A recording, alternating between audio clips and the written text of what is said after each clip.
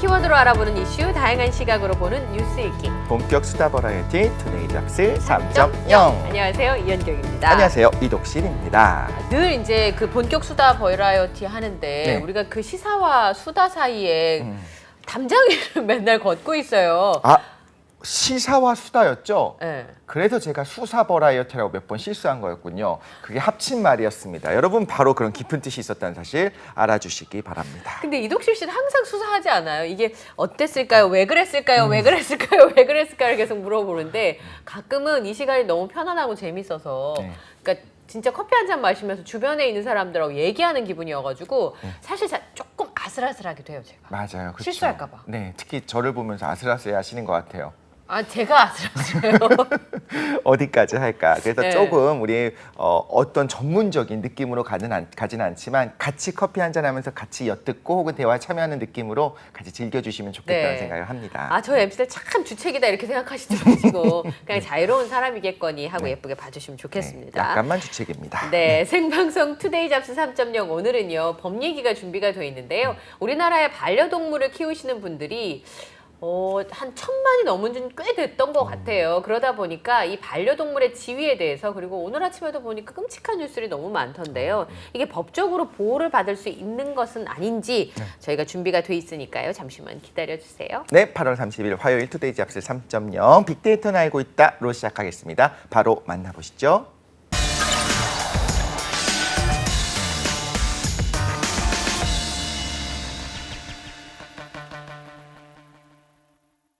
네, 따끈따끈한 소식을 파헤쳐드리는 얼리버드 시사 이슈 빅데이터는 알고 있다. 함께 하시겠습니다. 네, 함께 시사 교양을 주제로 해서 좀 서너 시간 정도 커피 한 잔 놔두고 수다를 떨고 싶은 분이죠. 이데일리의 김성훈 기자님과 함께합니다. 어서 오십시오. 네, 안녕하세요. 네, 저는 이 단정한 표정으로 인사할 때 제일 웃겨요. 왜냐하면 대기실에서 보여진 그 수많은 버라이어티는 다 어디 가고 이렇게 단정한 시사만 남은 거잖아요. 가끔은 그쵸? 여기서 저희 큐 들어가기 직전까지 웃긴 얘기, 재미있는 얘기 해갖고 빵빵 터지고 있는데 갑자기 얼굴 딱 굳히면서 안녕하십니까. 이렇게. 그래서 이런 모습들을 나중에 좀 이렇게 네. 미공개 클립을 공개하실 예정이라고 하니까요. 네. 좀 기대 많이 해주셔도 좋을 것 같습니다. 공개가 예정이 되어 있나요? 그럼요. 네. 이독시 씨 마음대로. 근데 저는 언젠가는 김성훈 기자의 대기실 브이로그를 한번 꼭 보여드리고 싶습니다. 대기실 브이로그. 네. 네. 쉽지 않을 것 같습니다. 네. 네, 여러모로. 아, 그 미스테리하게 남고 싶으시군요, 신비로. 아니 뭐 제가 뭐 미스터리하게 남고 싶은 그런 건 아닌데 네. 또 이제 또 약간 또 시청자분들 놀라실 수도 있고 저렇게 방정 맞은 친구였나라는 생각이 또 들 수도 있기 때문에 약간 네. 염려되는 부분이 없지 않아 있습니다. 예, 네. 그거는 이제 차차 논의를 이어가도록 하고요. 알겠습니다. 예, 오늘의 빅데이터 함께 확인하시겠습니다. 네. 세 가지 보여주세요. 오늘 5글자예요. 아 오늘 그러네요. 또 딱 맞췄네. 각 운을 딱딱딱 맞췄는데 네. 공무원 임금 뭐 얘기만 딱 들어도 어떤 느낌인지 느낌이 빡 오시죠. 공무원과 임금님. 네. 임금님이 아니고. 임금 샐러리. 아, 급여, 네, 급여. 샐러리. 네. 채소 말고. 샐러드 아니고 네, 샐러리. 네. 요즘 뭐 물가가 너무 많이 오르니까 아, 그렇죠. 진짜. 물가가 이렇게 오르는데 왜 내 월급은 그대로야? 이런 얘기가 거의 모든 직장인들에게 뭐 통용이 되고 있는 얘기인데 공무원 얘기가 또 화제가 되고 있습니다. 많이 받진 않잖아요. 네, 근데 최근에 또 구체적인 이제 월급 받는 내용이 또 공개가 되면서 화제가 됐는데 서울시 공무원 노동조합 이른바 서공노에 따르면 서울시 신규 공무원 9급 1호봉의 이달 급여 실수령액이 168만 원 수준으로 조사가 됐습니다. 한 달이요? 네, 지급 총액은 200만 원이 조금 넘는데 이제 네. 세전이라고 하죠. 세금과 건강보험료, 기여금 등 공제 총액이 36만 원 수준이어서 160만 원대로 줄어든 거고요. 7급 공무원은 또 얼마나 받을까 또 궁금해하실 텐데 네. 7급 1호봉은 9급 1호봉보다 약 7만 원 정도 많은 175만 원으로 조사가 됐다고 합니다. 역시 지급 총액은 220만 원 정도인데 이 역시 또 뭐 세금이나 여러 가지를 제하고 나면은 순 지급액이 170만 원대로 나타난 건데요. 일각에서는 또 이런 얘기도 있습니다. 뭐 공무원이 기본급은 적어도 수당을 많이 받지 않느냐, 또 이런 논리를 펴는 쪽도 있는데 보수의 20% 내지는 30%가 제세 공과금으로 공제된다는 점을 간과하고 있다. 이렇게 입장을 밝혔고요.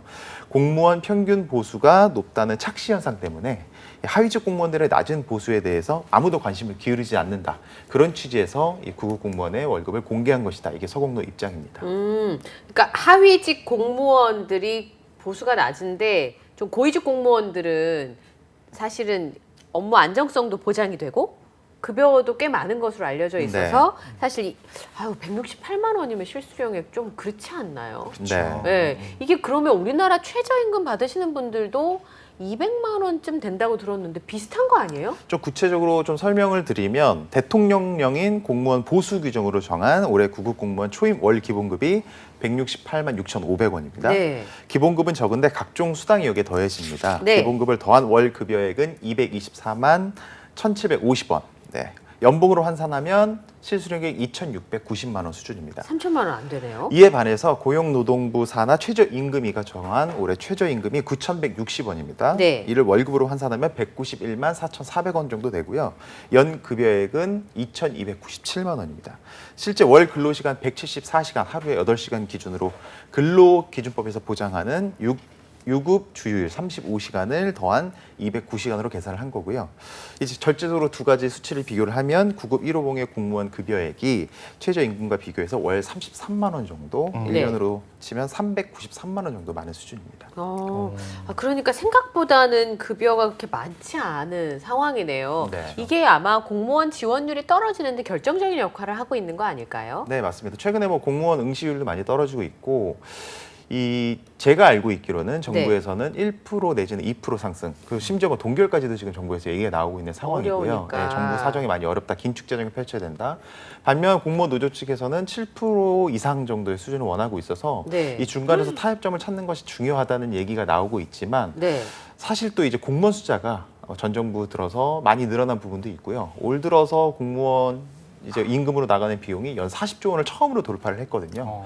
정부에서도 쉽지 않은 입장이다라는 난색을 표하고 있고, 공무원 노조 입장에서는 아니 지금 물가 상승률이 5%를 넘는 상황에서 그러네요. 제자리 걸음을 계속하는 것은 너무 더 이상 나아갈 길이 없는 것이다라고 이제 팽팽히 맞서고 있는 상황이라고 이해하시면 될 것 같습니다. 네. 그러니까 공무원분들이 월급은 적게 받아도 연금이 보장이 돼서 노후 준비를 다른 사람들보다는 좀 더 안정적으로 할 수 있기 때문에 그 직종을 선택한 거 아니냐라고 하는 게 세간의 시각인데 실제로 생활에는 어려움이 없어야 되는 거 아닌가 싶기도 하고요. 반드시 이 정도가 된다면 반드시 맞벌이를 해야 되는 상황. 그런 네, 상황이 맞습니다. 될 수밖에 네. 없잖아요. 또 이제 수당 관련해서 여러 가지 또 수당이 어떤 게 어디 있느냐, 공무원이 네. 되면 이 부분 또 궁금하실 것 같아서 준비를 해봤는데요. 모든 공무원에게 공통으로 지급되는 수당이 크게 네 가지로 분류가 된다고 네 가지가 합니다. 있어요? 네, 직급 보조비와 정액 급식비, 명절 휴가비와 시간의 수당 정액분 등 총 네 가지인데요. 네. 직급 보조비는 이제 해당 직급의 업무를 원활히 할 수 있도록 수행하는 비용을 도와주는 비용으로 생각하시면 될 것 같고, 구급의 경우에는 월 15만 5천 원 정도가 들어간다고 합니다. 모든 공무원에게 동일하게 들어가는 정액 급식비는 월 14만 원 정도로 이해하시면 될 것 같고, 네. 명절 휴가비는 두 차례 나갑니다. 설날과 추석 나가는데요. 기본급의 월 60%를 지급을 하는데, 구급 1호봉 같은 경우에는 연 202만 원 정도 이제 나가게 되고요.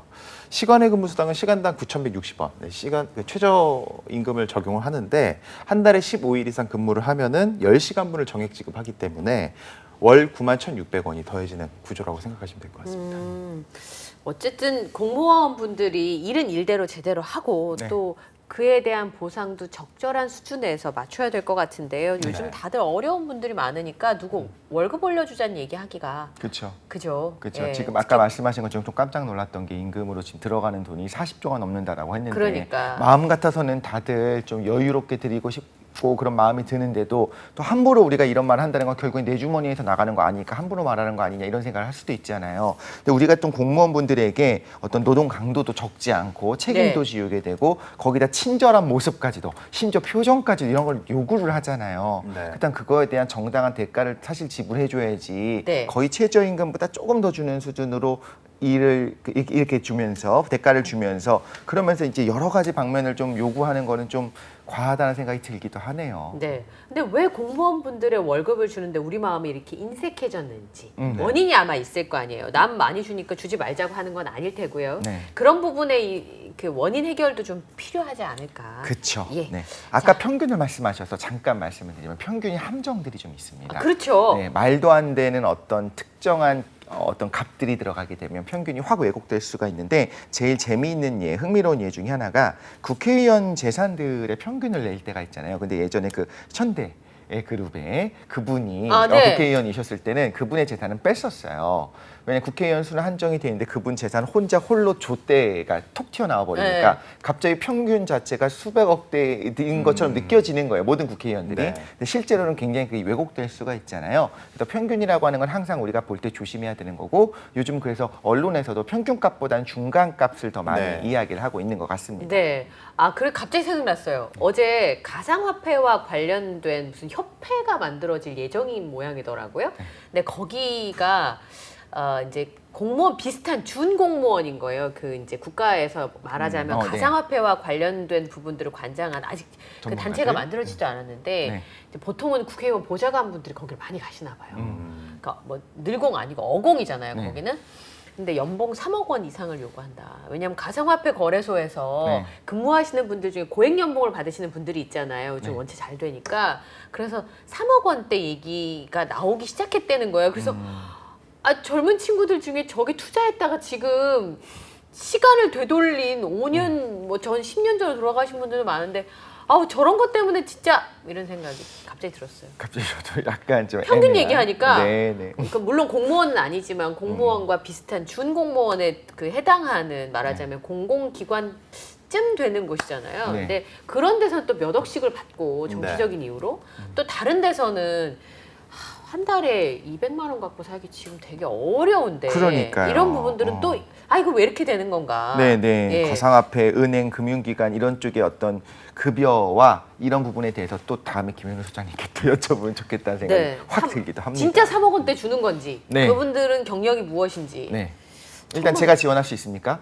안 될 것 같은데요. 예. 아쉽군요. 안 됩니다. 3억은 안 됩니다. 네. 네, 반대하겠습니다.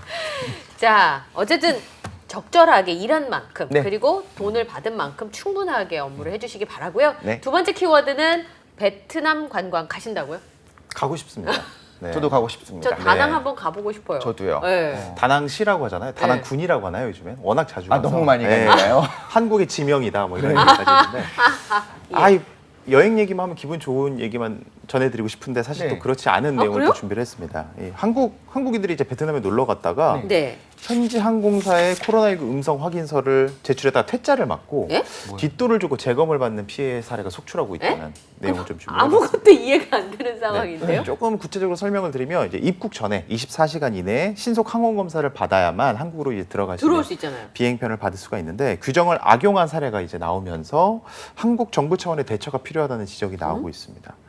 최근 한국 대사관이 이 베트남 민간 항공청에 공문을 보냈는데요. 내용은 일부 베트남 항공사가 우리 정부 지침을 제대로 이해하지 못한 상황에서 우리 국민들에게 불편을 끼치는 사례가 다수 접수됐다는 내용이었습니다. 코로나19 검사 및 음성 확인서 발급에 지나친 비용을 요구하는 한편 이에 대한 신고 사례가 또 다수 접수가 됐기 때문에 네. 즉각적인 시정을 요청하는 내용이었는데요. 네. 좀 구체적으로 사례 설명드리면 이런 겁니다. 뭐 예를 들어서 그 당일날 오후 11시에 항구로 들어가는 비행기 편을 위해서 뭐 국제공항에서 베트남 저가 항공사 티켓팅을 하는 과정에서 이 직원이 이 항공 검사는 안 됩니다. 이렇게 퇴짜를 놓는 거예요. 내일 가는 비행기 편을 구해세요. 이거 왜 안 되는 아 건가요? 오늘 들어가야 되는데 네, 저 당장 지금 들어가야 되는 상황에서 저 이렇게 냈더니 안 됩니다. 다시. 네, 이거 안 됩니다. 내일 비행편을 구하세요. 너 집에 가야 되는데. 저 이거 대형 종합병원에서 구한 이거 받은 건데요. 네. 그러니까 이거 아닙니다. 이거 인천공항에서 인정하지 않는 검역 방법입니다. 그래서 퇴짜를 놓는 거예요. 네. 그래서 어떡하지 발을 동동 구르던 분들이 나오다가 이제 현지 브로커를 만납니다. 지금 쓱 저한테 돈을 주시면 제가 가갖고 이제 또 느낌 있게 네. 빨리빨리 처리가 가능합니다. 이렇게 네. 해서 요구하는 돈이 보통 한 1인당 35만 동 정도. 1인당 총 100만 동이라고 합니다. 그래서 4명 기준으로 했을 때 400만 동을 요구를 한다고 하는데 이게 우리나라 돈으로 약 23만 원 정도 됩니다. 눈 질끈 감고 이 정도 비용 낼 수 있지라고 생각할 수도 있지만 베트남에서 엄청 큰 돈이거든요. 그렇죠. 당초 검사를 받았던 병원에서 이제 비용이 35만 동 수준이라고 합니다. 이게 약 2만 원 정도 되는 건데 뭐 거의 한 4배, 5배, 1인당 그러니까요. 4배, 5배 되는 금액을 내야 되잖아요. 그럼 또 이제 택시를 타고 부랴부랴 이동해가지고 거기서 받아서 막 정말 다이나믹한 그림을 연출하면서 결국에는 한국으로 떠납니다. 네. 알고 보니 이제 그 항원 검사 비용이 15만 동, 우리나라 돈으로 약 8천 원 정도 되는 돈인데 이 브로커가 다 그런 챙긴 거죠. 네, 브로커가 나머지 차입금을 다 챙기는 구조라고 보시면 될 것 같습니다. 이거 그냥 넘어갈 수 없는 부분인 것 같은데 사실 이 직원 이게 네. 그냥 브로커는 그런 범죄들도 있고 사실 그런 셋업들이 있잖아요. 네, 네, 근데 네. 그런 거라 하더라도 지금 이건 공식적인 그 비제탄공 그 모 항공사의 창구에서 거절을 한 거잖아요. 네. 이게 실수인지 아니면 그 브로커랑 어떻게 보면 짜고 한 건지 네, 네, 확인해봤으면 좋겠는데 되게 좀 화가 나는 것 같아요. 네. 거기다가 만약에 항공사에서 실수로 네. 이렇게 한 거라면 보상을 당연히 요구하고 해야 되는데 네. 그런 부분들이 뭐 예를 들면 우리나라의 국경항공사라면 당연히 그런 부분들을 잘 처리를 해줄 텐데 네. 과연 베트남의 어떤 저가항공사에서 맞습니다. 제대로 처리해 줄 것인지 네. 대화도 잘 안 통하는 상황에서 일단 무조건 안 된다 이 서류 완전하지 않다라고 우기면 우리 할 수 있는 방법이 없으니까 이렇게 된 그렇죠. 거잖아요. 빨리 23만 원 주고 한국 들어와야지 부장님한테 안 혼나잖아요. 내일 출근하기로 했는데 네, 그렇죠, 오늘 못 그렇죠. 들어간다 그러면 답이 없는 건데. 맞죠. 예. 너무 당황스러운데요. 사실은 저는 이게 좀 너무 안일한 대처가 아닌가. 그러니까 일부 뭐 특정 개인이라고 지칭하겠습니다만 네. 특정 개인의 어떤 돌출 행동, 일탈 행동 때문에 전체적으로 좀 관광 산업에 찬물을 끼얹는 게 그쵸. 아닌가. 그쵸. 이거는 뭐 대한민국 정부뿐만이 아니라 베트남 정부에서 먼저 발벗고 나서서 발본색원해야 되는 일이라고 생각을 하고요. 맞습니다. 실제로 네. 조금 수치를 말씀드리면 지금 우리나라 관광객들이 베트남 관광 산업에 아주 혁혁한 지금 도움을 주고 있는 상황입니다. 1등이라고 그러던데요. 베트남 관광객이? 통계청 자료를 좀 보니까 올해 1월부터 7월까지 네. 현지에 들어온 국내 관광객, 대한민국 관광객이 19만 6천여 명을 기록했다고 합니다. 전체 올해는요? 관광객의 20% 정도 차지하는 아주 어마어마한 수치고요. 사실 뭐 코로나19 뭐 사태가 퍼지기 이전과 비교하면은 8% 수준이라고 하지만 그래도요. 전체 관광객 방문객의 20%를 차지한다는 거는 적지 않은 비율이고 7월 한 달에만 9만 명 정도가 관광을 했다고 하는데 이게 6월과 5월 대비 각각 1.7배, 3배 늘어난 수치입니다. 그러니까 국내 관광객이 점점 늘어나고 있는 상황에서 좀 이런 좀 불미스러운 일들이 계속 일어난다면 오히려 베트남 정부 입장에서도 이건 좋지 않은 상황이다라고 네. 해석할 수밖에 없죠. 최근에 방송국에서도 그런 얘기 들었어요. 저는 현지 방송을 음악 방송을 해달라는 요청을 받고 베트남에 다 준비를 해서 갔는데 네. 가니까 현지에서 비용 안 내도 되고 와서 그 방송만 해달라 그래서 준비해서 갔더니 현지 음향업체가 돈을 주지 않으면 일을 하지 않겠다고 뻗어버렸다는 거예요. 아, 그러니까 실제로 베트남하고 우리나라가 굉장히 관계가 좋잖아요. 과거에 사실 악연이 있었던 거잖아요. 네. 전쟁 때는. 네. 그럼에도 불구하고 우리도 베트남에 가서 여행을 하는 걸 굉장히 좋아하고 베트남 분들도 한국 배우들이나 한류를 굉장히 사랑하는데 네. 이런 일로 인해서 그렇죠. 네. 문제가 생기면 안 될 것 그렇죠. 같습니다. 일부는 아마 문화적인 차이가 있을 수도 있고 오해도 있을 수 그쵸. 있을 텐데 가장 중요한 커뮤니케이션이 있는 것 같고 네. 지금 좀 말씀하신 게 정말 중요한 게 일단 이제 베트남 정부에서 오히려 발벗고 나서서 그럼요. 정말 이 부분을 해줘야 되지 않나. 우리가 나서는 것보다 그게 또 보기도 좋고 훨씬 더 도움이 됩니다. 사실 우리나라 입장에서 생각을 해보면 특이한 것 중에 하나가 우리나라 경찰들이 한국 사람들보다 오히려 외국인들에게 더 약한 모습을 보인다 이런 비판을 가끔 받을 정도로 친절한 경찰들이잖아요. 근데 사실 다 아시겠지만 외국에 나가면 그렇지 않습니다. 우리나라 그러니까 예를 들면 베트남 경찰에게 호소를 한다고 해서 말도 제대로 통하지 않는데 그렇죠. 그럼 한국 사람들을 도와줄 것이냐 잘 도와주지 않는 경우들이 많거든요. 그럼 우리는 누구한테 기댈 수밖에 없는가 좀 생각을 해볼 필요가 있고 우리 관광객 중에도 간혹 우기기도 하고 떼쓰기도 하고 난동 부리는 분들도 있을 수 있겠습니다만 지금 네. 이 사례같이 너무 이런 선의 피해자들이 있으면 분명히 적절한 조치를 취해주고 특히나 보상까지 해줘서 마음을 좀 만져주는 게 필요한 것 같은 게 이분들뿐만 아니라 앞으로 이제 베트남 방문하려고 하는 많은 분들의 마음까지 같이 녹여줄 수 있는 부분이 아닌가. 우리가 지금 방송에까지 소개가 됐잖아요. 베트남 네. 정부 지금 관계자들 많이 보고 계십니다. 좀 현명한 선택을 좀 해주셨으면 좋겠습니다. 네. 자, 마지막 키워드는요. 논란이 굉장히 많이 됐던 내용인 것 같아요. 문화재 활용. 네. 문화재는 어떤 문화재? 최근 뭐 청와대에서 촬영을 했던 파격적 포즈의 한복 패션 화보를 두고 이제 말들이 많이 나오고 있는데 네. 관리를 맡았던 문화재청이 장소 사용 허가에 신중하겠다는 입장을 밝혔습니다. 앞서 보그코리아가 온라인 등을 통해서 청와대에서 촬영한 패션 화보를 공개를 했는데요. 네. 문화유산 방문 캠페인이라는 뭐 이름 아래 협력한 이번 화보에서는 여러 모델들, 스타급 모델들이 참여를 했었는데 여러 한복을 입고 여러 종류의 한복을 입고 청와대 본관과 영빈관, 상춘제 등에서 촬영을 진행을 했습니다. 그런데 일각에서 청와대를 패션 화보 촬영 장소로 사용하는 게 과연 적절하냐는 지적이 나왔고요. 일부 누리꾼들 같은 경우에는 외국 대통령이나 네. 총리 등 국빈들이 방문했을 때 공식 행사를 열었던 영빈관에서 모델들이 누워서 촬영을 하는 패션 화보가 과연 옳은 것이냐는 지적이 또 나오고 있는 상황입니다. 이에 뭐 문화재청 같은 경우에는 향후 청와대에서 진행되는 촬영이나 장소 허가 기준을 조금 엄격하게 적용하겠다 이런 네. 공식 입장을 밝히기도 했습니다. 아직 청와대가 이제 더 이상은 국가의 업무를 보는 곳이 아니라는 게 아직 우리는 네. 다가오지 않는 것 같고요. 그렇죠. 그리고 지금 청와대가 비워져서 대통령실로 모든 업무가 이관이 됐습니다만 저 장소를 어떻게 쓰겠다고 하는 공식적인 발표가 없었어요.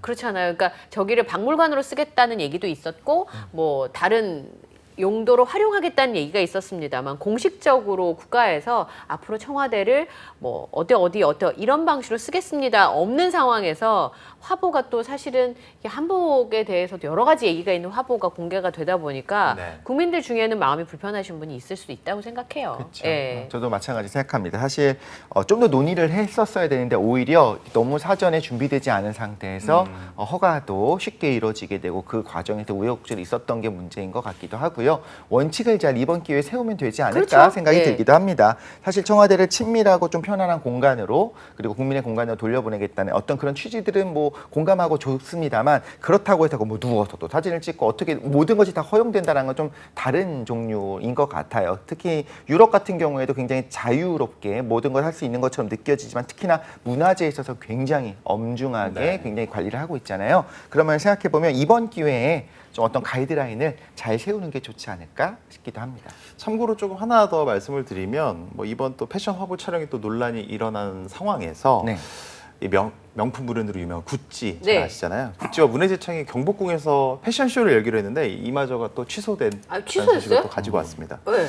문화재청 뭐 패션업계 뭐 내용을 좀 종합을 하면 문화재청과 구찌코리아가 오는 11월 1일에 경복궁 근정전에서 구찌 코스모고니 패션 인 서울 경복궁 행사를 열기로 했었거든요. 네. 그런데 최근 청와대에서 이제 여러 가지 이슈가 좀 불거지면서 문화재청이 구찌 측과 여러 가지 논의 끝에 이 패션쇼를 또 취소하기로 결정을 했습니다. 일각에서는 최근 이런 논란을 이제 기회로 이제 설익은 문화재 활용 방안에 대한 조금 가이드라인 내지는 좀 더 확실한 이 기준이 정해져야 되는 것 아니냐 이런 얘기가 나오고 있고요. 소중한 우리 문화유산을 전 세계 나아가 대중에게 소개하는 것도 너무너무 중요하지만 청와대 논란에서 볼 수 있듯이 좀 구체적인 방법에 대해서는 면밀한 검토가 필요하다 네. 이런 얘기가 나오고 있습니다. 전문가들은 사실은 이런 상황을 저희가 또 처음 경험해보는 그렇죠. 부분이기 그렇죠. 때문에 조금 더 논의가 이루어지고 또 공감대를 이끌어낼 수 있는 가이드라인만 만들어진다면 요즘 또 트렌드가 문화유산이라던가 세계에 알리지 못했던 걸 또 알리는 기회가 또 요즘 많이 기회가 열렸잖아요. 그런 부분에 있어 또 좋은 방법이 될 수 있다 이런 얘기가 나오고 있습니다. 하는 것 자체를 싫다고 하는 건 아닐 거예요. 알렉산드로 미켈레, 그러니까 구찌의 크리에이티브 디렉터가 굉장히 유명한 사람이기도 하고 구찌라고 하는 브랜드를 다시 되살린 영감 있는 사람이기 때문에 사실 거기서 패션쇼를 하면서 어떤 모습을 보여줄까 궁금하기도 했었어요. 저는. 왜냐하면 샤넬에서도 네. 오래된 고궁에서 패션쇼를 하잖아요. 네. 그러니까 이거 자체가 문제가 아니라 과연 공정했는가 그리고 원칙. 그것이 우리나라의 모습을 얼마든지 알릴 수 있는 그런 문화재 행사인가 그런 패션쇼인가를 좀 검토를 해봤어야 되는 게 여기서 예전에 BTS가 네. 이 행사를 한 적이 있었어요. 그때 아무도 BTS가 거기서 그거 한다고 안 된다고 한 사람 없었어요. 네. 그건 공감된 거잖아요. 그렇죠. 네. 네, 그런 부분들에 대해서 민감할 필요가 있다. 네. 저는 그런 생각이 좀 들어요. 저도 마찬가지입니다. 그래서 잘 가이드라인을 세운 다음에 협의해서 나중에 또 진행했으면 좋겠어요. 그래서 이런 부분 통해서 세계가 또 주목하게 되고 그 안에서 우리 고궁의 아름다움을 같이 그럼요. 알릴 수 있으면 단순한 어떤 기업의 홍보 수단을 좀 넘어서는 그렇죠. 좋은 효과들이 있을 수 있기 때문에 저는 이 부분에 대해서 좀 잘 앞으로 진행됐으면 좋겠다 생각합니다. 그러니까 명품이 아니라 좋은 취지를 가진 행사를 했으면 좋겠어요. 저는. 네, 저도 그렇죠? 마찬가지입니다. 예. 저희가 명품인데 뭐. 그럼 저희 예. 투데이 잡스 3.0 공개 방송을 혹시 밤에 경복궁에서 하실래요? 할 수 있다면 이거 밤에 해야 되는 거예요. 할 수 경복궁. 있다면 네. 하시겠습니까? 그다음 잉글리쉬로 하셔야 돼요. 저는 안 돼요. 저도 안 되는데요. 독실시 되잖아요. 저 안 되고요. 김 기자님 가능하시죠? 뭐 저희가 거기서 꼭 영어로 방송을 해야 되는 아 그렇죠. 왜냐면 전세 글로벌로 하는 거. 동시 통역을 제가 네. 잘 섭외해서 예. 하도록 하겠습니다. 섭외해서 본인이 공부한다는 줄 알았어요. 그건 아닙니다. 네. 오늘도 아슬아슬했어요. 예. 빅데이터는 알고 있다. 이데일리 김성훈 기자와 함께했어요. 고맙습니다. 네, 감사합니다. 네. 저희는 잠시 후 2부 뉴스는 네모다로 돌아오도록 하겠습니다.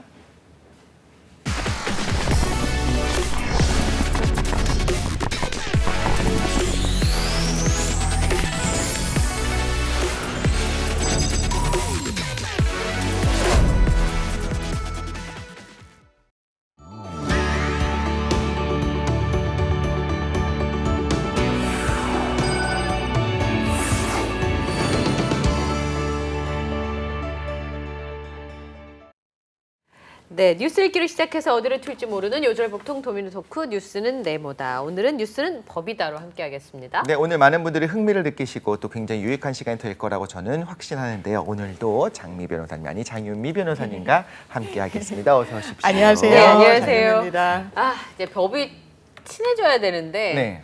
저희 할머니가 그러셨어요. 돌아가셨지만 네, 송사자든 집안 잘 되는 거 못 봤다고. 그러니까 왠지 멀리 해야 될 것 같다라고 네. 하는 심지어인 것도 있고 그리고 용어가 너무 어려워가지고 맞아요. 예, 근데 어쨌든 장윤미 변호사님하고 방송을 하면서 좀 네. 친해졌어요. 맞아요. 다행입니다. 네. 아, 저는 프로그램 할 때 앞뒤 코너를 한 적이 있어요. 맞아요. 저는 앞에 하고 집에 가고 네. 변호사님이 이제 뒤에 코너 하시고 그럼 그래서 그러면 이렇게 쫙 하고 나가면서 사실 대화는 거의 못 하잖아요. 아, 그렇죠. 그 얘기 하려는 거죠. 근데 요즘에 좀 친해져가지고 네. 아무거나 막 물어보고 친해지셨습니까? 네, 되게 친해졌어요. 그렇습니까? 식사 같이 한 적 있으십니까? 할 예정입니다. 네. 이덕식 씨 지금 질투하는 거예요. 아, 그렇습니까? 네.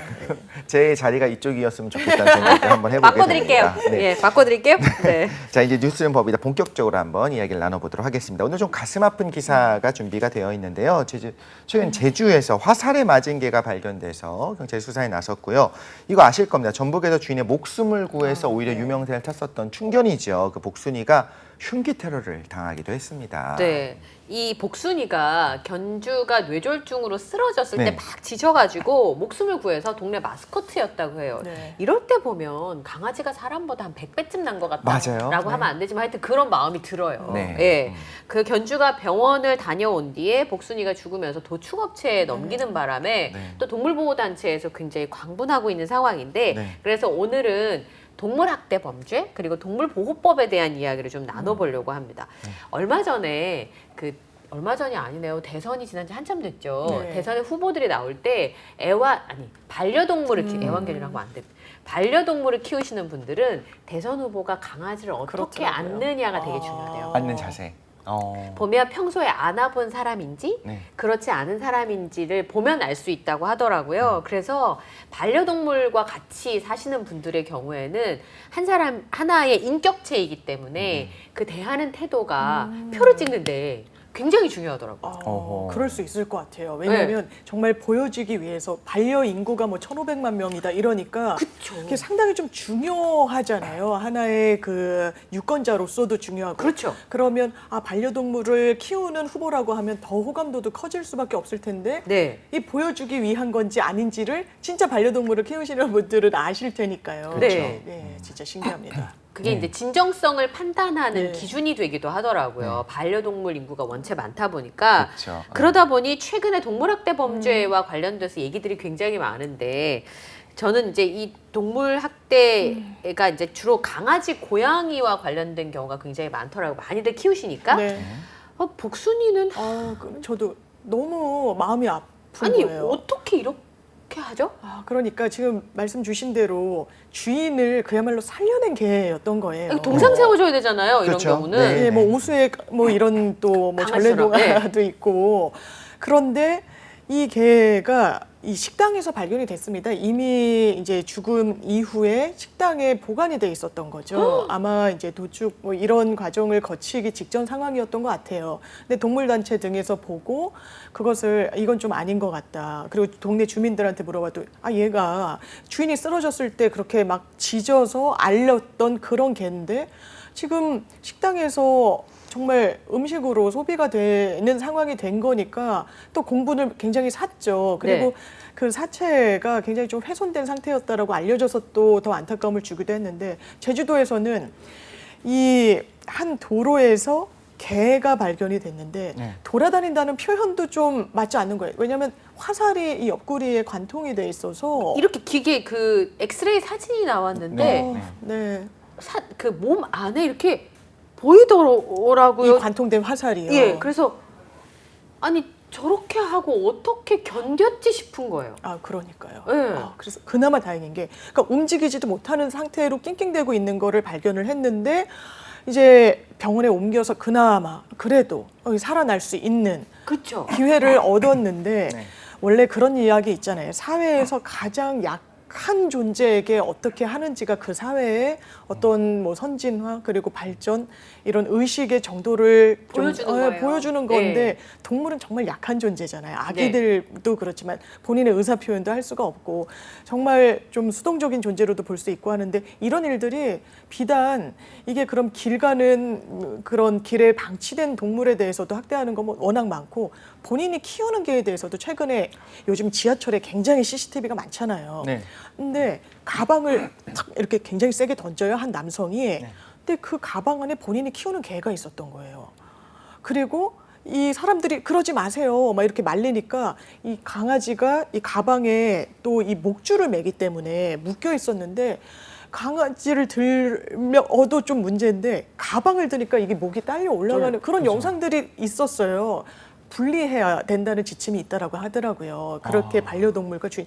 그런데 결과적으로는 그 주인에게 다시 돌아갔습니다. 왜냐면 주인이 이거 내 건데 왜 당신들이 갖고 있냐? 뭐 내가 처벌 나 한다고 하면 뭐 내가 그거는 받겠지만 왜 내 소유물, 내 재산에 대해서 그러냐라고 해서 이 동물보호법 제정이 되기도 했고 계속해서 뭐 처벌이 강화되고 있기도 하지만 아직 나아가야 될 길이 많다. 그러니까 그 복순이 경우는 제가 아침 방송에 다 말씀을 못 드리겠지만 어쨌든 예. 이런 데가 잘려 있었던 네, 훼손되고. 거잖아요. 네.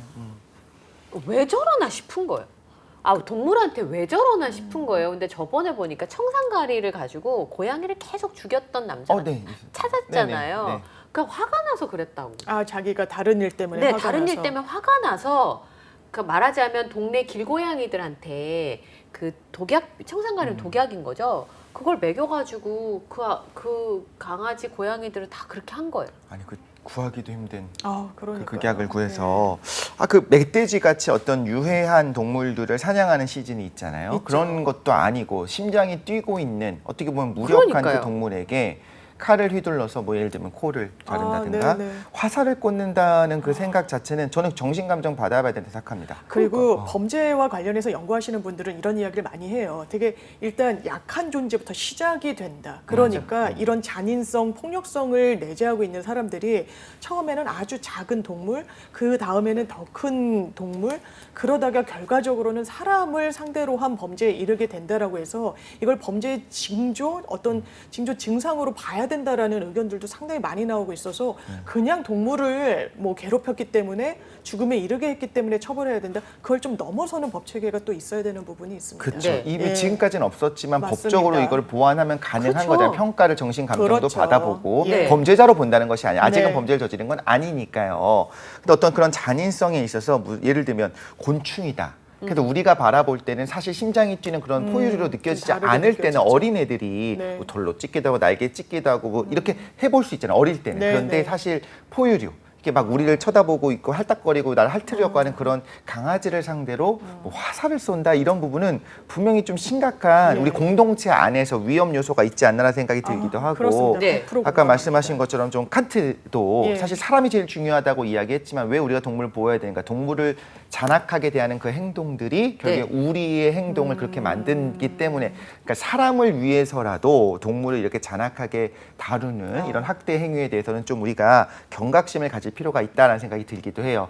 그런데 우리가 또 균형이 중요하잖아요. 저 맞습니다. 항상 이런 이야기 나올 때마다 저도 되게 고민되는 게 저 정말 포유류들을 모든 포유류를 다 좋아해요. 그러다 보니까 포유류들을 어떤 학대하는 그런 행동에 대해서 너무 분노를 함에도 불구하고 그렇다면 이거를 어떤 재산의 일부로 보는 것이 아니라 네. 그럼 진짜 흔히들 말하는 것처럼 가족 수준으로 반려동물이니까 확 끌어올리는 게 그건 가능하냐. 네. 그것도 좀 쉽지 않은 문제라는 생각이 드는 쉽지 거예요. 않죠. 네, 저처럼 강아지 고양이가 알러지가 굉장히 심해서 지나만 가도 계속 재채기하고 눈물 나고 이런 사람들은 가까이 하고 싶어도 사기 그러긴 어렵거든요. 그럼에도 불구하고 전 유난히 막 동물을 안고 막 이렇게는 못하지만 그래도 이렇게 하면 안 된다는 건 알아요. 그렇죠. 네. 모든 사람이 그렇게 생각하잖아요. 그럼 우리나라 법에서 네. 동물학대를 도대체 어떻게 규정하고 있나요? 규정돼 있죠. 네. 왜냐하면 동물보호법이라는 게 있기 때문에 법이 있고 동물을 지금 말씀드린 뭐 복순이 그거는 뭐 주인이 도순이가 죽은 이후에 뭐 넘겼다 이러지만 네.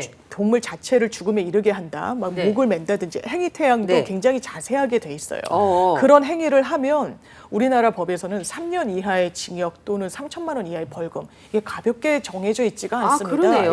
예. 비교적 법정형은 상당히 높고요. 네. 동물 학대 범주에 대해서도요, 이렇게 평가를 하고 있습니다.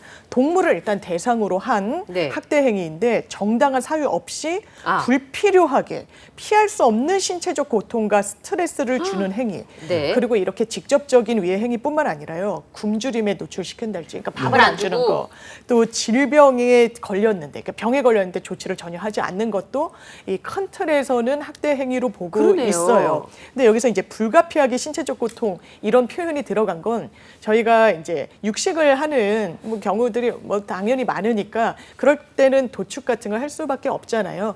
그래서 이게 불가피하게라는 또 표현이 들어가 있지만 일상에서 우리가 마주하는 그런 동물들과 관련해서는 학대 범위가 비교적 포괄적으로 되어 있고 죽음에 이르게 하는 경우에는 3년 이하의 징역이라는 아주 가볍지 않은 무거운 형에 처해질 수 있는 법정형을 갖고 있습니다. 근데 우리나라는 최근에요, 반려동물을 많이 네. 키우신다고 하면서 학대가 더 많이 나오는 것 같아요. 그렇죠. 팬데믹 때 집에 있으시니까 그 동물이나 반려동물을 많이 키우다가 이제 본인이 그 생명이 아프고 그 숨을 쉬니까 그럴 수 있잖아요. 그러니까 유기하는 경우도 너무 많아가지고. 유기하는 경우 너무 많고요. 네. 그리고 이 동물 학대 지금 형사처벌 조항을 갖고 있기 때문에 재판에 넘겨지는 경우들이 많습니다. 그럼 제가 몇 가지 사례만 어떻게 과연 판단을 받고 네. 있고 처벌을 받는지를 보면요. 실제로 동물 N번방 사건이라는 사건이 있었어요. 네. 네. 왜냐하면 너무 많은 뭐 쥐, 그리고 강아지, 개를 죽인 겁니다. 네. 그리고 그것을 뭐 자랑하듯이 하기도 하고 뭐 이랬는데 이 사람 어떻게 처벌받았을까요? 정식 재판에 넘겨지지 않고요. 벌금 300만 원으로 끝났습니다. 근데 이게 던지지 마시고. 300만 원이라는 거는 뭐 무겁게 처벌받은 건 아니에요. 그렇죠. 그리고 그 네, 행위의 누가 잔악성에 비하면은 가볍게 처벌받았고 본인은 그것도 억울하다고 이 약식 기소를 한다는 건 사람이 일상을 해야 되는데 형사 재판을 받아야 되면은 정식 재판으로 진행이 되면 매번 나가야 돼요. 재판에. 그렇죠. 그러면 생계에도 굉장히 좀 많은 불편함이 초래가 됩니다. 그런데 벌금형을 구형할 검찰 입장에서는 이건 벌금형 이상으로 처벌할 필요가 없고 비난 가능성도 비교적 낮고 그런 경우에는 약식 기소라고 해서 재판정에 안 왔다 갔다 하고 그냥 문서로 당신 벌금 얼마에 처합니다. 이의가 있으면 정식 재판 하시고요. 아니면 그냥 벌금 내고 끝내세요라는 약식 재판이 있어요. 약식 재판으로 했음에도 불구하고 이 가해자 같은 경우에는 나 정식 재판 받겠다. 어머. 이랬던 거예요. 근데 정식 재판을 하면 이 300만 원으로 정해진 것보다 더 많이 나올 수도 있어요. 적게 그렇죠. 나올 수도 있지만. 네. 그래서 나중에는 정식 재판 취하서를 냅니다. 어. 그리고 300만 원을 내고 끝내요. 그리고 또 아까 화살 얘기를 했지만 강아지에게 새망치, 그것도 2kg나 되는 새망치를 일부러 매단 50대 남성이 적발된 적이 있어요. 왜요? 왜? 그러니까 괴롭히기 위한 의도로밖에는 설명이 해석이 되지 안 않아요. 되는 거죠, 예. 우리가. 이 남성에 대해서도 얼마 벌금 받았을까요? 100만 원 받았습니다. 약식으로. 그래서 이 부분과 관련해서 아니 3년형까지 처할 수 있다고 하는데 네. 뭐 100만 원, 300만 원 그리고 그 피해를 당한 동물 숫자가 많은데도 불구하고 그리고 그렇죠. 그 수법이 굉장히 잔인함에도 불구하고 이거 비교적 이게 법의 잣대 위에 올라가게 되면 선처 아닌 선처를 받고 있다. 네. 이런 실질적으로. 생각이 듭니다. 동물 N번방 사건이 왜 나쁘냐면 네. 너무 잔인하게 동물들을 훼손하거나 죽이거나 했는데 네. 그거를 자랑하듯이 네. 다 사진을 올려서 공유를 하고 그러니까요. 예. 이 사람들한테 보여주고 이건 더 나쁜 거잖아요. 그렇죠. 그럼요. 네. 그러면서 조금씩 더 자극적인 걸 찾게 되는 게 그럴 수 사람의 있죠. 그렇죠. 기본적인 심리잖아요. 네, 네. 그러다 보면 지금 말씀하신 것처럼 모두가 그렇다는 건 아닙니다. 네. 그렇지만 동물에 대한 어떤 잔악한 행동을 하는 걸 보면 약자에게 지나가는 그렇죠. 누군가에게 사실 우리 그런 사례들도 많이 있었죠. 그냥 지나가는 약자를 묻지마 폭행을 했었던 사례들도 몇 번 있었던 걸 생각해 보면 그런 사람들이 과거에 동물들에게도 굉장히 잔악하게 대했었던 맞아요. 이런 것들이 많이 나왔던 적이 많이 나오죠. 있었습니다. 예. 그런 부분에서 좀 공분을 좀 하게 되는 부분이 있는 것 같은데 제가 좀 눈길이 가는 게 5번, 그러니까 5페이지, 네. 이 동물 학대 등의 금지 부분을 보니까 목을 매다는 잔인한 방법으로 죽음에 이르게 하는 행위가 금지돼 있잖아요. 금지돼 있죠. 근데 지금 불법적인 그 도축? 네네 그 아. 과정에서 보면 네. 보신탕이라고 흔히 말하는 네네. 그런 경우에는 다 목을 매달지 네, 않습니까? 목을 매달죠. 그래서 아까 나온 동물 학대의 정의 규정에서 네. 불가피한 경우, 그러니까 도축은 허용된 또 법적으로 허용된 행위잖아요. 현재까지는. 예, 그런 경우에 대해서는 이거는 사실 죽음에 이르게 하는 행위 자체가 불가피한 거예요. 이거는 어쩔 수가 없는 부분이 있다라고 법적으로는 평가를 받는 거예요. 그래서 그런 거는 예외적으로 하고 동물보호법에서는 정말 일상에서 만나는 그런 동물들을 그런 게. 규율하는 것이고요. 네. 동물 엠번방 이야기가 나와서 좀 연장해서 말씀을 드리면 네네. 그때도 사람들이 너무 크게 공분을 했어요. 아니 그렇죠. 어떻게 이렇게 잔인하게. 그래서 청와대 청원을 올렸습니다. 그 당시에 청와대 청원이 있었을 때니까요. 네. 그래서 그 요건을 충족을 해서 이 동물보호법에 대해서 제발 좀 특단의 대책을 강구해 주세요라고 많은 요청이 있었습니다. 그때 실제로 농림식품부 장관 차관이 나와서 저희가 이걸 법적으로 정비하겠습니다. 처벌도 강화하겠습니다라고 해서 후속 조치로 논의가 됐던 게 대법원에 가면 양형 기준이란 게 있어요. 네. 이를테면 내가 사람을 다치게 했다라고 하더라도 마이너스 요소로 되는, 그러니까 감형의 요소로 되는 요소들이 쭉 나열이 돼 있습니다. 이를테면 피해자와 합의가 됐달지 네. 뭐 이런 여러 가지 사정들, 그리고 가중이 되는 요건도 있습니다. 뭐 계속 찾아가서 더 위해를 가했달지 뭐 이런 여러 가지 요건들. 그래서 사람들이 이 대법원 양형기준표에 동물학대법이 있으니까, 동물보호법이 있으니까 어느 경우에는 더 처벌하고, 이를테면 화살로 쏜다. 그리고 무기를 사용한다. 네, 무기를 네. 사용한다. 그리고 방송에 이제 소개가 됐던 사례 중에는 고양이한테 이 정수리 쪽에 이렇게 못을 이렇게 박은 사람도 있었어요. 네. 그게 아마 하시는 거 아니에요? 그게 진짜 이상한 정말 거예요. 이거는 아까 계속 저희가 얘기하고 있지만 더 큰 범죄의 전조일 수도 있어서 그렇죠. 문제인 건데 네, 네. 이런 거 기준을 좀 세우자. 양형 기준. 동물보호법에는 제가 알기로는 양형 기준이 따로 없거든요. 없어요. 예. 아. 그러니까 고무줄 판결이 또 가능하기도 하고 법원이 되게 좀 전향적인 태도를 취하고 있으면 세게 처벌도 가능하기도 하지만 판례도 봐야 되잖아요. 그렇죠. 그래서 이런 부분에 요청이 있었지만 이 대법원 측에서는 좀 고개를 갸웃거리는 상황이라고 합니다. 왜냐하면 네. 너무 좀 사람을 상대로 한 큰 범죄들 뭐 이런 부분이 더 먼저 이루어져야 된다라는 의식, 뭐 공감이 되는 부분도 있지만 좀 후순위로 밀리는 건 분명히 있어 네. 보입니다. 그래서 저도 궁금한 게 있어요. 네. 그 어떤 문화적인 상황. 네. 그래서 우리가 10년 전에 어떤 반려동물들에 그쵸. 대한 기준과 지금 좀 많이 달라졌을 많이 다르죠. 것이고, 반려동물이라고 우리가 일컬어서 이야기하지만 그게 아니라 그냥 뭐 길고양이, 들개에 대해서도 네. 동일한 기준으로 우리가 처벌을 해야 되는 그렇죠. 거잖아요. 네. 그런데 그 계속 우리가 정윤미 변호사 말씀해 주신 것 중에 비례 원칙을 말씀하셨었어요. 네, 맞습니다. 그래서 어떤 강한 범죄, 심한 범죄에 대해서 더 많이 처벌을 해야 된다. 네. 그래서 저도 생각을 해보니까 예를 들면 사람을 상대로 한 음. 전치 2주의 폭행이 있습니다. 그럼 사실 아주 센 건 아닐 거예요. 무조건 이제 진단서를 때려가면 2주는 나오니까. 그러니까요. 그것과 어떤 길고양이나 들개에 대해서 잔인하게 좀 학대를 했다. 크게 다치게 뭐 부러지게 했다. 그럼 이 비례 원칙을 볼 때 어떤 범죄가 더 나쁜 범죄냐라고 했을 때 네. 사실 대법의 판단뿐만 아니라 모든 재판부가 너무 어려울 것 같은 거예요. 원칙 어렵죠. 자체가 없으니까. 어렵죠. 네. 예. 그래서 이런 기준을 세우지 못하는 걸까? 왜 이런 걸까라는 생각이 들기도 하는 거죠. 그런 그 부분도 정의의 있죠. 문제가 아닐까 싶어요. 근데 지금까지 반려동물은 재산이잖아요. 재산이죠. 네, 왜냐면 인격이 아니고 재산이기 때문에 네. 재산을 훼손한 거에 근거하여 처벌하니까 지금 말씀하신 것처럼 그게 잔혹하고 그다음에 그 동물이 얼마나 고통스러웠을까를 상상하는 것으로도 마음이 아픈데 네. 그만한 비례 원칙이 적용이 안 되는 거 아닐까 싶은데요. 그렇습니다. 독일이나 스위스 같은 경우에는 그냥 동물을 우리나라처럼 재산으로 규율하는 것이 아니라 시민으로 보기도 한다고 하더라고요. 네. 저도 이 오늘 방송을 준비하면서 독일 기본법이 우리나라로 치면 근간이 되는 헌법이에요. 예. 네. 그런데 그 헌법 그렇게 무거운 법률에 뭐라고 적혀 있냐? 국가는 미래 세대를 위해서 자연적인 삶의 기초와 동물들을 헌법에 부합하는 질서의 범위 안에서 입법과 법률 및 법에 따른 집행력, 판결을 통해 보호할 책임을 진다. 요약하면 동물도 사람과 함께 국가에서 법률을 통해 제도를 통해 보호해야 된다라고 명시적으로 적어놓은 거예요. 그러니까 헌법 같은 법에다 그걸 써놨다는 거잖아요. 그러니까 대단하네. 우리나라는 동물보호법이 상당히 근래에 들어서 회자도 되고 만들어지고 네. 좀 정비도 되고 있는데 독일에서는 연방동물보호법이라는 우리나라의 동물보호법과 유사한 법률이 무려 72년도에 만들어집니다. 그리고 포괄하는 내용도 훨씬 커요. 그래서 방치한다라고 해서 우리나라에서는 아직까지는 동물 학대로 이렇게 규정은 돼 있지만 처벌 규정까지는 갖고 있지 않거든요. 네. 근데 독일 같은 경우에는 제대로 먹이를 주지 않고 좀 낯선 환경에 둔다거나, 방치한다든지. 예, 뭐 주인이 출장을 가면서 이 뭐 개나 고양이 키우는 네. 반려동물을 그대로 둔다.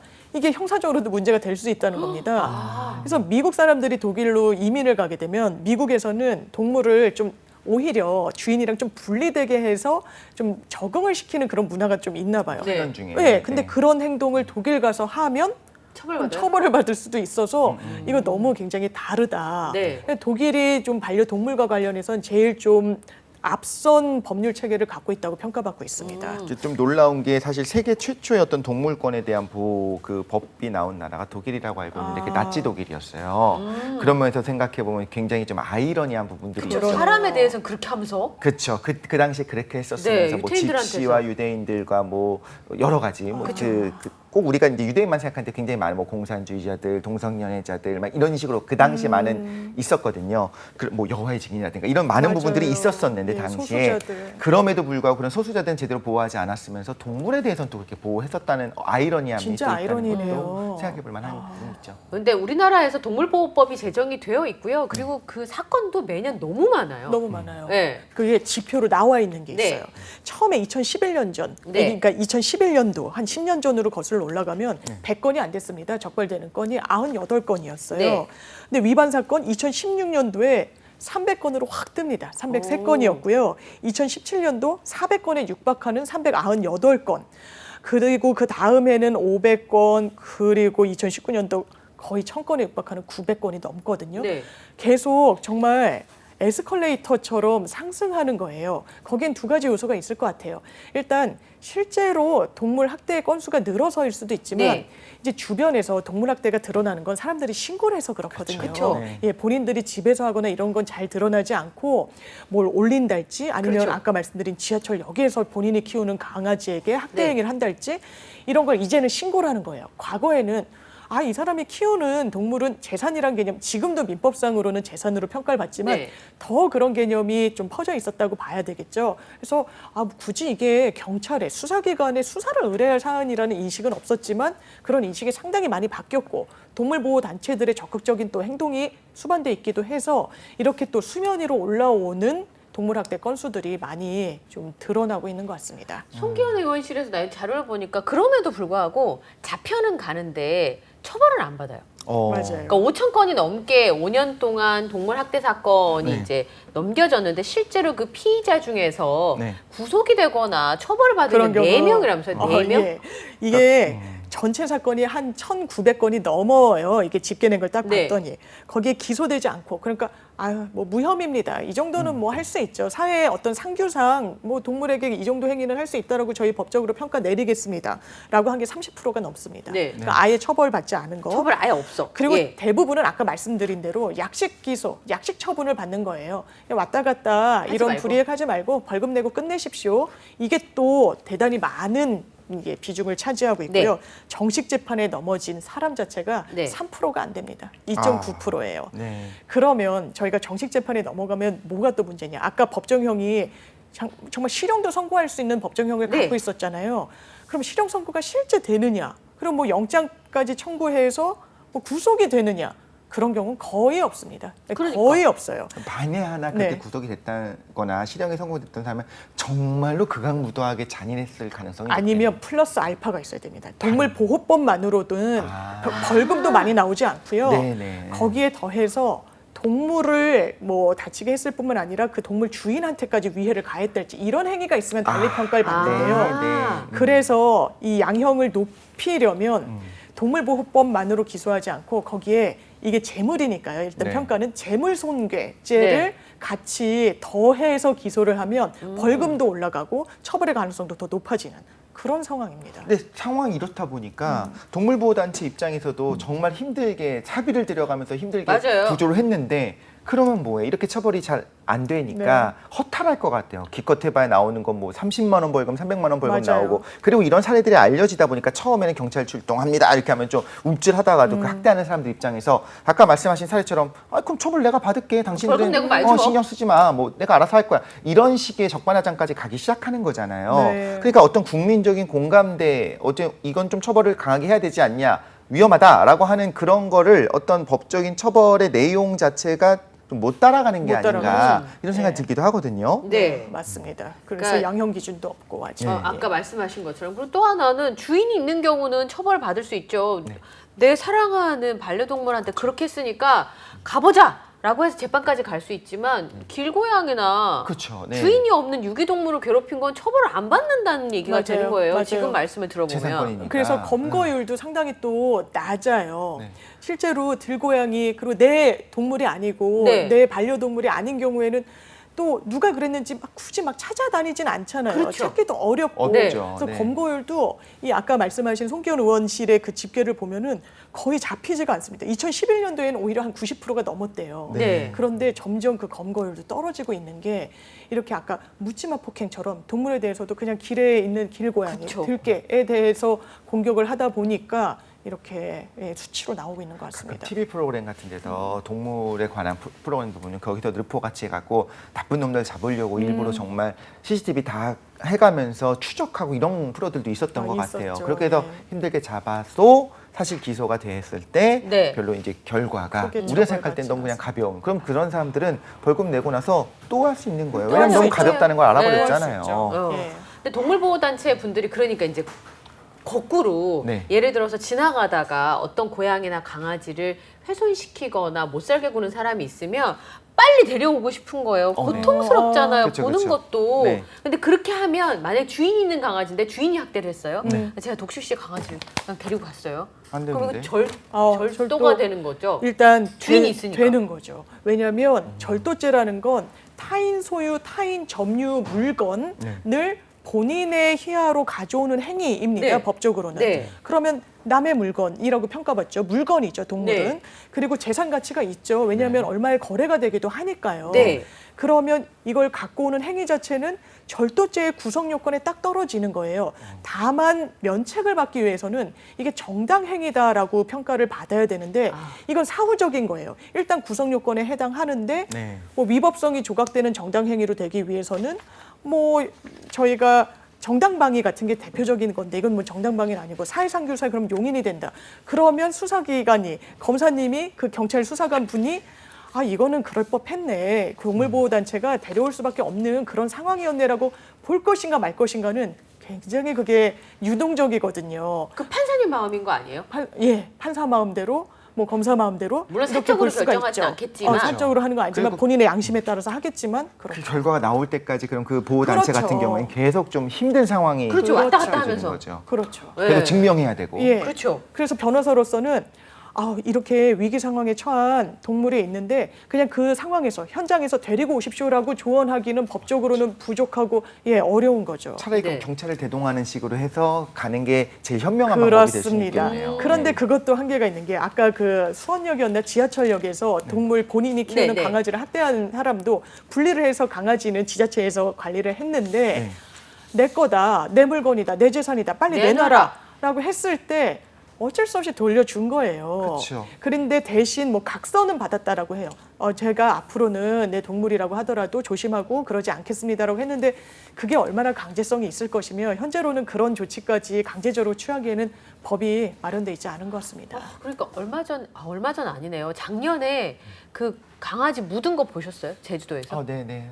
이 코만 내놓고. 네. 근데 그 알고 보니까 주인이 그랬더만요. 아, 그러니까 이게 실제로 사실 동물을 학대하는 사람이 동물의 보호자인 경우도 있지만 또 주인이 학대하는 맞아요. 경우가 있으니까 네, 네. 경우 지금 많아요. 말씀하신 것처럼 그런 일들은 네. 나중에 찾고 보니까 결국에. 네. 결국에는 주인이었다 이런 경우도 있으니까. 그러니까 지자체가 분리하려고 해도 그럼 그 사람은 지자체 대상으로 또 고소합니다. 그렇잖아요. 그럴 수 있죠. 바나나. 내가 가진데 권리 왜? 행사를 막 그쵸. 하는 거죠. 예. 재산에 대해서 이야기를 하면서 근데 참 이런 생각이 들기도 해요. 네.